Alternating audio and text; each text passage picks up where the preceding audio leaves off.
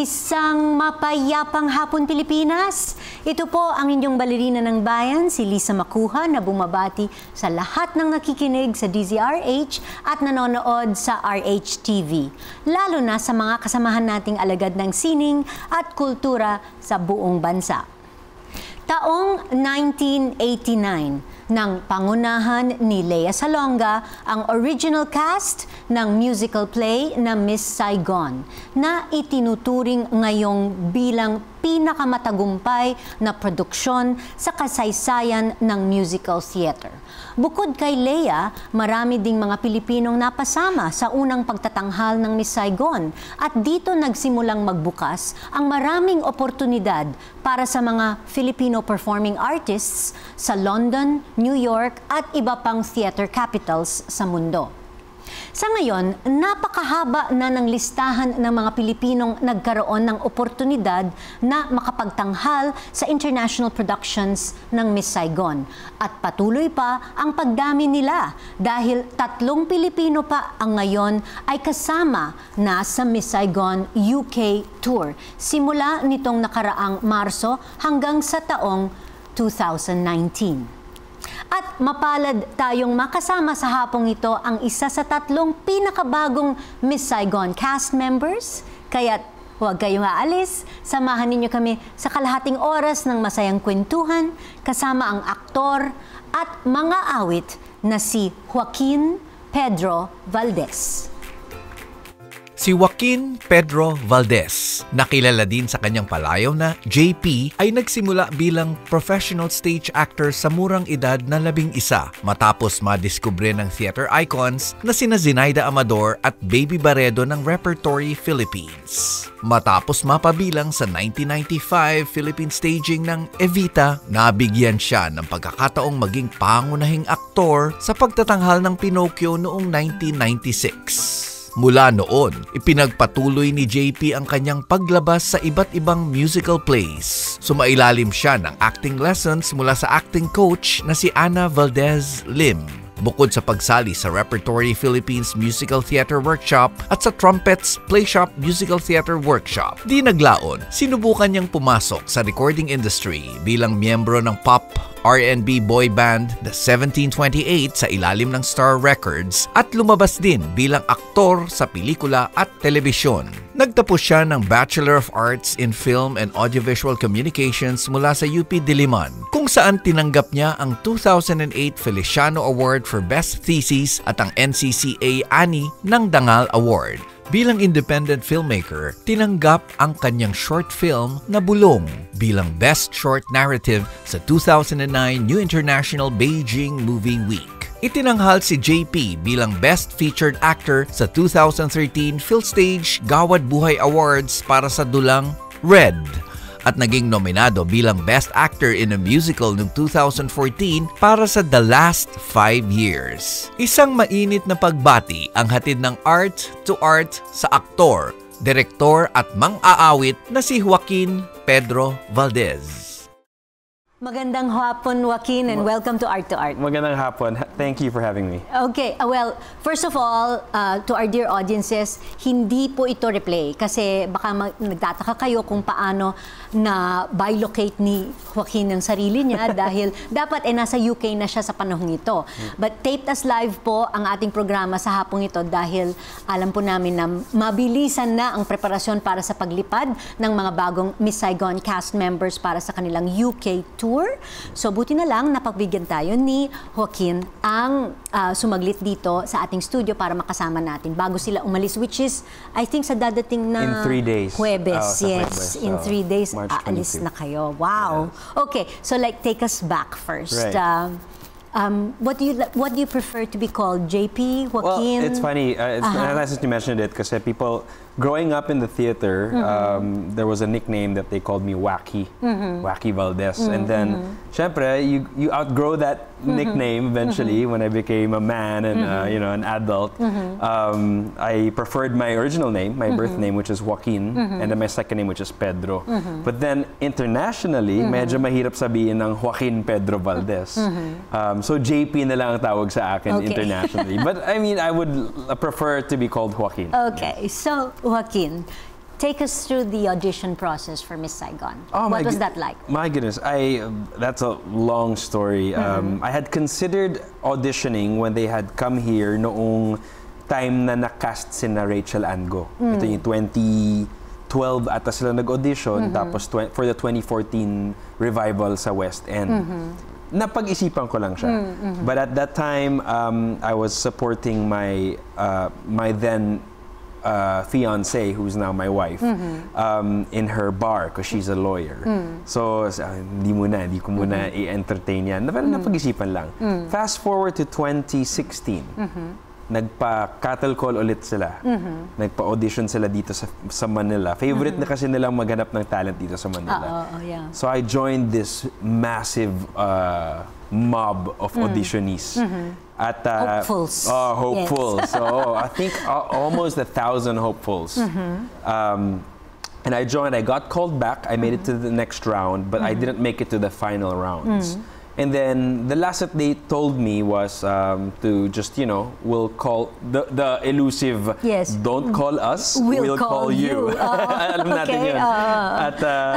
So we just waited, and then when the names of the Filipino hopefuls that made it para sa UK-Ireland tour came out, that was my sign from the universe na baka hindi talaga to para sa akin. Kasi pumasa nga sina, andun na ngayon sina Red Concepcion, sina Gerald Santos.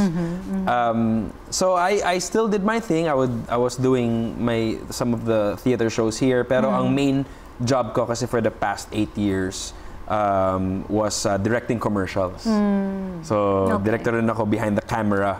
Pero once I feel burnt out or tired, I go back to my passion and my anchor, which is the stage. So, hindi ko talaga siyang, hindi naman talaga ako umalis ng teatro until 2017 when I decided to take my master's. Sabi ko, mag-masters ako sa UK. Hindi ko na antayin ang isa pang Miss Saigon or mag-audition. Parang gagawin ko na yung sarili kong sikap. I was gonna take my master's in theater sa UK. And then, that year, talagang I took every opportunity to be in the theater, behind the stage, on stage, in front, anything, to just warm myself up for my education. Tinalikuran ko na yung advertising job ko para yung focus ko full-time na. Pagdating, I was in the middle of rehearsals for Matilda, which is my last show noong 2017 under Atlantis Productions. Okay. When I got the email. I got an email saying they would like to see me mag-audition via video for the role of Tui, and then eventually for the role of engineer to be sent to London. And at this point, I was like, there's nothing to lose kasi mag-aaral ako eh. May school na ako eh. So I was like, I just wanted to go through the motions and the exercise, not expecting anything. Pag-submit ko ng videos in a span of a couple of days, I got the call saying, would you like to be part of the UK tour? So what was your first reaction? Oh, it was at 7 a.m. and I wasn't sure kung nananaginip ako. And I go, is this real? That was my first question. The second question was, can I bring my wife? And then the third question was, is it in English? Because there was there's so much information coming through through the phone, and they were saying that it's the UK tour. It's going to end up somewhere in Europe. They're going to be touring you around the city. So there's so many things to process in such a few minutes. And all I wanted to know was, is it in English? Because I don't think I can learn German. And then if I could bring my wife. Okay. And they said yes. They said yes. Yes, okay. they said yes. So the so it was a no-brainer. No-brainer. This was exactly the thing that was meant that I was meant to do. And it was the right timing. Right. Because, and I asked my wife, I go, should I do it? Because we're ready to study. I'm ready to study masters. And she said, you're going to study your masters to get into this. School, ang education will always be there. That's true. But an opportunity like this will come once in a lifetime. This is the graduate of college at university at 40. Oh, wow. Well, there you go. See? There you go, right? There you go. So, and so when I sent the email to the school withdrawing my application, they were very, very happy because it was a good opportunity. So, ang galing lang ng timing. Universe talaga. Yeah. making everything fall into place. Okay, so well, That's the story. Yeah, that's the story of getting into Saigon. Yes. Okay, you're one of 3. Yes. Isel is going to do The role of Gigi. The role yes. of Gigi. Yes. You are going to I'm in the male ensemble. male ensemble. But I'm covering Tui. I'm covering another Filipino, si Gerald okay. Santos. Yeah. Okay. And there's another Filipino Yes, that's flying out with us is Iroy Abisamis, who is a dancer, but then honed his triple threat skills in Hong Kong Disneyland for the past 13 years. So, tatlo kaming Filipinos joining the rest of the Filipinos that are currently in the UK. Yeah. Okay. Well, by the way, congratulations. First, I watched you in your Concert. guest appearance with Miss Joanna Ampil in her concert Love Wins last Valentine's Day. Yes. My husband and I were there cheering you thank on. you. Yes. And I think na-mention ni Joe at that time that you had plans to go international. Right. So did you know already at that time? At that time, yes, I did. You did, but you did not announce it yet? We weren't allowed to announce it yet because London has a very strict protocol. And it's a science when they announce the cast. So at that moment, very few had known, including Joe, because she's already in touch with them. Kilala naman siya ng, Miss Saigon. And a lot of the Miss Saigon alum had reached out to me and said, welcome to the family. And it's really this, a really... One of them was my sister. Yes, Gia, of course. She reached out and she found out.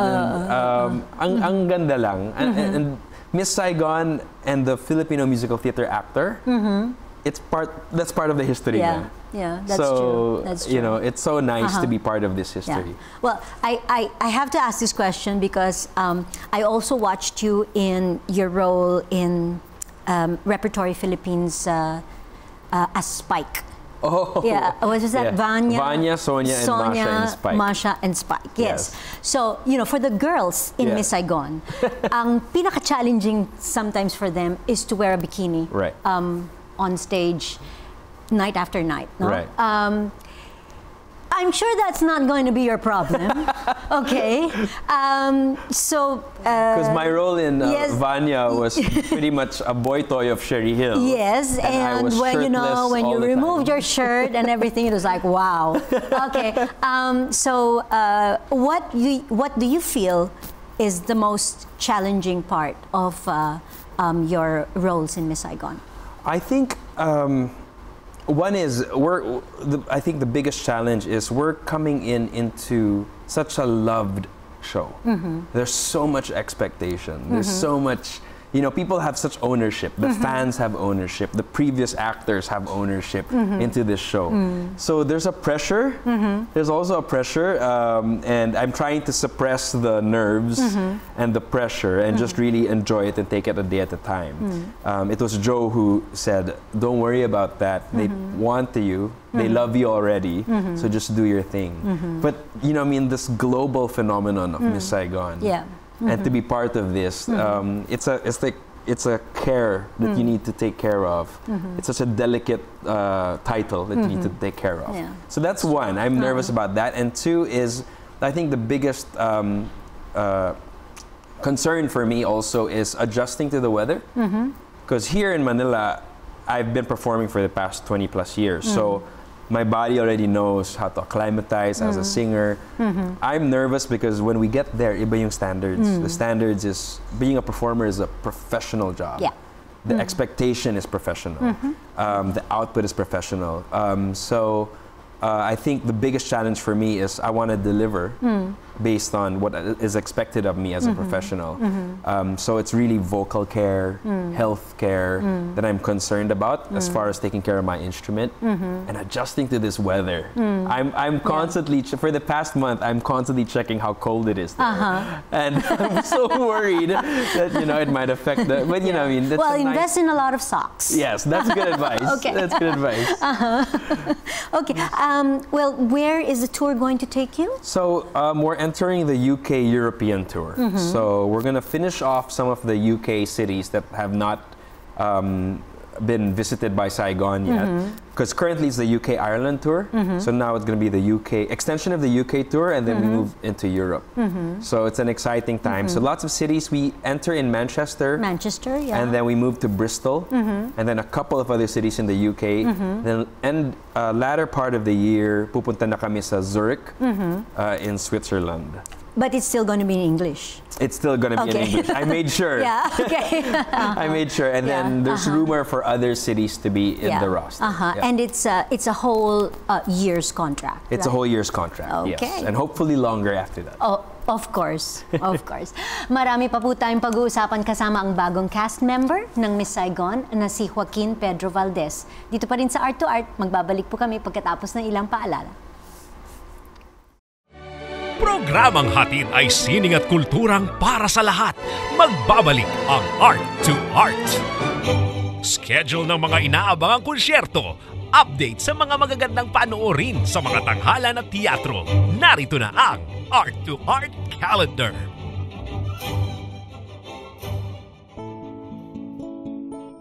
Narito ang ating arts calendar. Sa musika, inihahandog ng University of the Philippines College of Music ang dalawa nitong concerts para sa second semester. Ang una ay ang Guitar Ensemble Concert sa April 12, alas 6 ng gabi, kung saan tampok ang UP Guitar Orchestra sa pamumuno ni Professor Lester Demetilio bilang musical director at conductor. Ang pangalawang concert ay pinamagatang With Strings Attached, April 26, alas 6:30 ng gabi, kung saan tampok ang UP Arco at ang UP Orchestra String Section sa pamumuno ni Professor Edna Marcil Martinez bilang music director at conductor. Libre ang dalawang palabas na mapapanood sa Abelardo Hall Auditorium ng UP College of Music, Diliman, Quezon City. Sa sining biswal, magbubukas ang exhibit na pinamagatang Pasita Abad, A Million Things to Say, April 12, Museum of Contemporary Arts and Design, na matatagpuan sa number 950 Pablo Ocampo Street, Manila. Tampok ang mga tinatawag na trapunto ng yumaong pentor, mga makukulay na large-scale paintings na stitched, padded at quilted na sinimulan niyang gawin noong dekada 70. Ang mga trapunto ay sumasalamin sa kontemporaryong sining at kultura ng Pilipinas, ngunit binuo ni Abad habang siya'y palipat-lipat ng tirahan bilang may bahay ng isang foreign developmental economist. Patuloy na makikita ang exhibit hanggang July 1. Inihahandog naman ng Art Informal ang dalawang solo exhibitions nina Angelica Harris Fall at Mark Valenzuela at isang two-person show ni Mark Valenzuela at Alicia Bennett hanggang April 14. Si Harris Fall ay isang South Australian printmaker at installation artist na gumagawa ng mga hand-carved plants at large-scale relief prints. Pinagsama-sama naman ni Valenzuela sa kanyang mga installations ang drawing, painting, ceramics at sculpture. Samantala, gumawa naman sina Bennett at Valenzuela ng isang site-specific work na tumatalakay sa ideya ng kapangyarihan ng mga private at public spaces. Ang Art Informal ay matatagpuan sa The Alley at Caribbean, number 2316, Chino Roses Avenue Extension, Makati City. Usapang sining at kultura para sa lahat. Kasama ang balerina ng bayan, si Lisa Macuja. Art2art.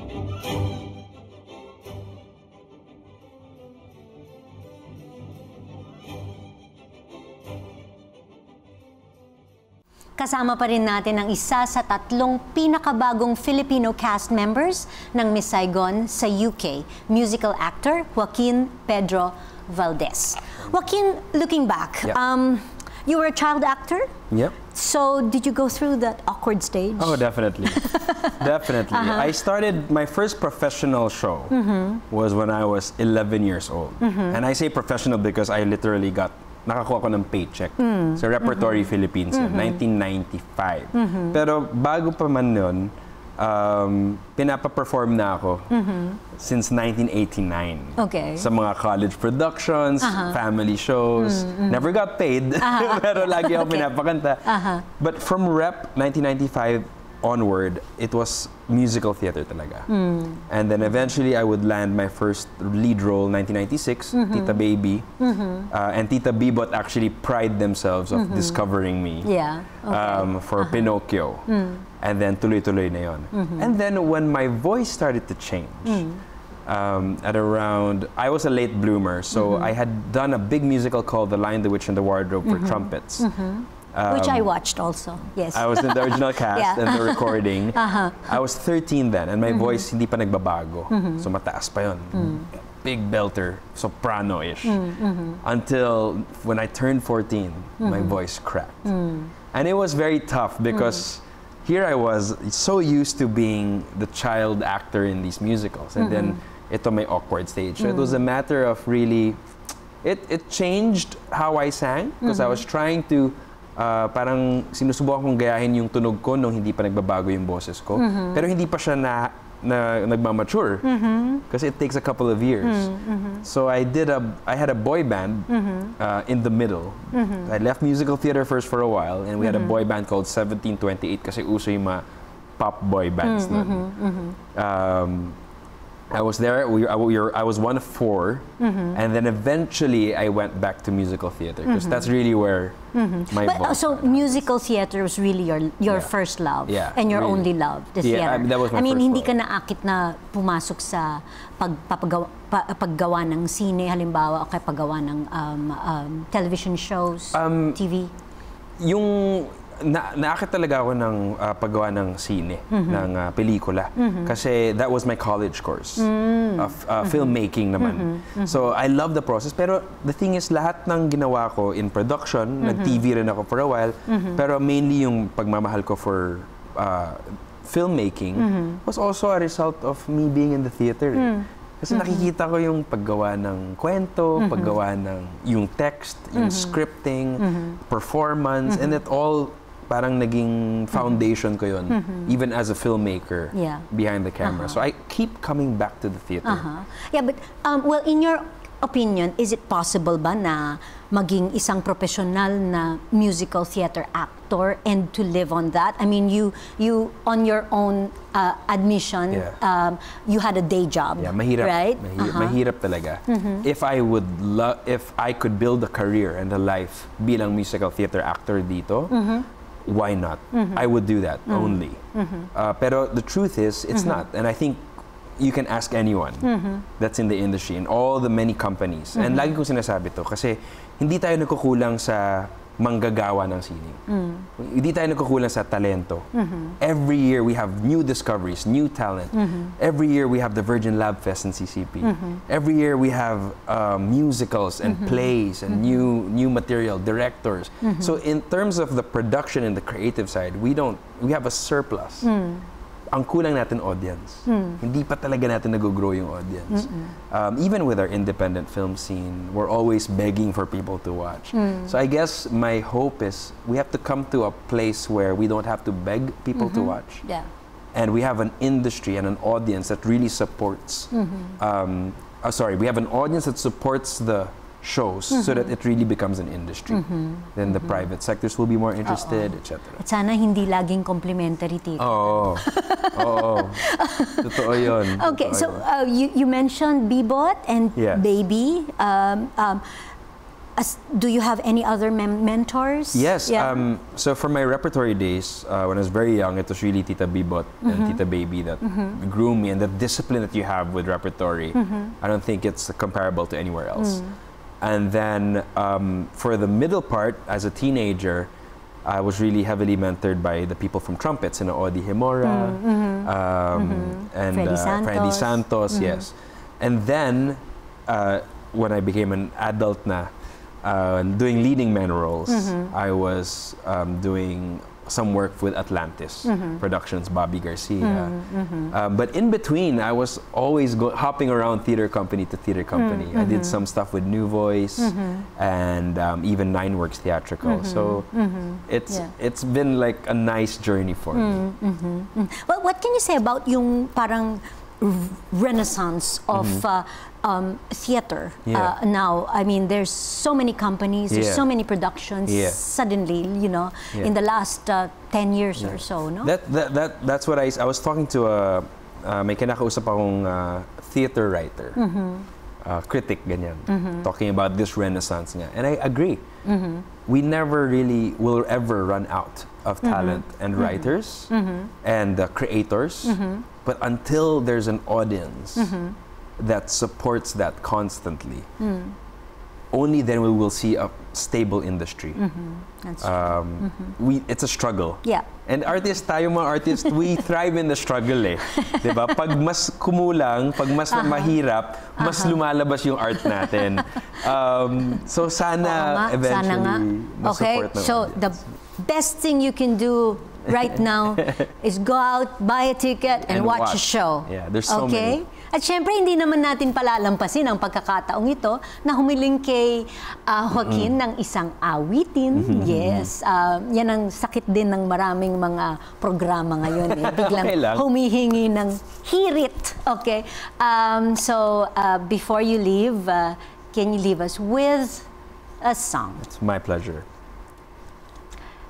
Anong awitin mo? Sabihin mo sa amin, anong awitin mo? I'm singing an OPM song kasi hindi ko alam kung gaano katagal bago ako makakanta ng OPM ulit. So I'm singing a song popularized by Basil Valdes and written by Ryan Kebiab called Kahit Ika'y Isang Panaginip Lamang. Talking about Basil Valdes, is he a relative of yours? No. Valdes with an S po. What about Leo Valdes? Also. S po ako, hindi po related. Okay. So, mga kaibigan, ang premyadong theater actor na si Joaquin Pedro Valdes with an S.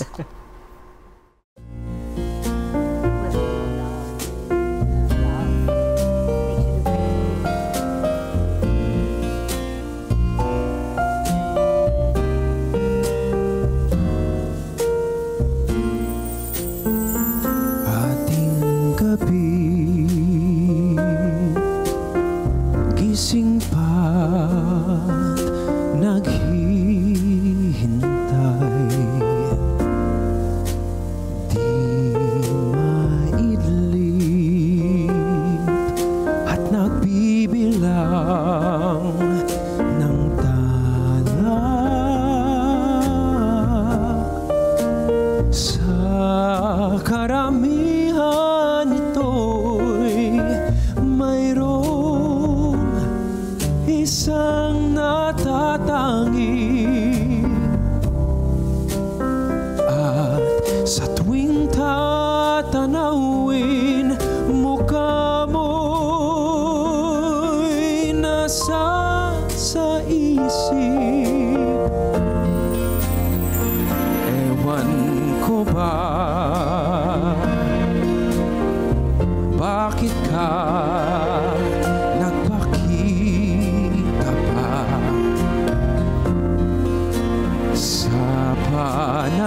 panaginip, sana'y mamastan ka sa tuwina.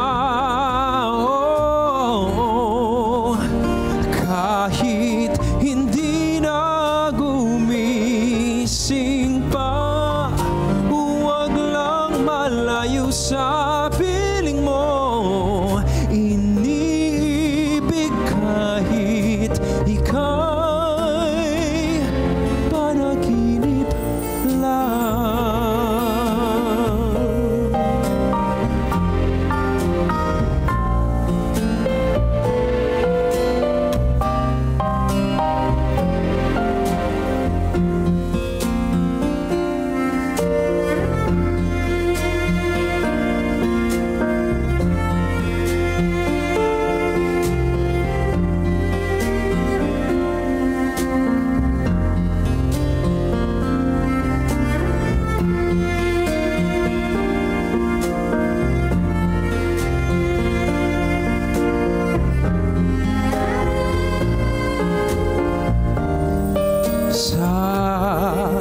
Karamihan ito'y mayroong isang natatangi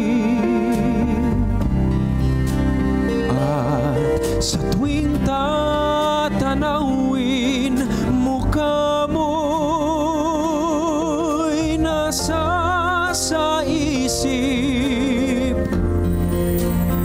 Ewan ko ba bakit ka nagpakita pa sa panaginip. Sana'y mamasdan ka sa tuwina, kahit hindi na gumising pa. Huwag lang malayo sa piling mo, iniibig kahit ika'y panaginip lang.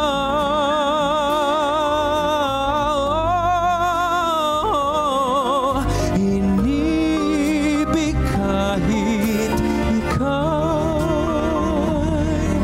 panaginip lang.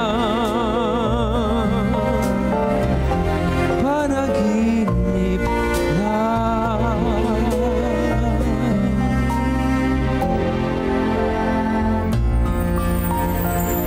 Maraming salamat. Maraming salamat, Thank you. Joaquin. And Thank of you. course, we wish you all the best. Have a safe journey. 3 days from now, you're off to the UK. And we wish you, of course, all the best in your next journey. Maraming salamat. Miss Saigon and beyond. And beyond. Okay. Hanggang sa susunod na linggo, samahan ninyo kami ulit dito sa Art2art, kung saan ang usapang sining at kultura ay para sa lahat. Ito po ang inyong balerina ng bayan, Lisa Macuja, nagpupugay sa artistang Pilipino.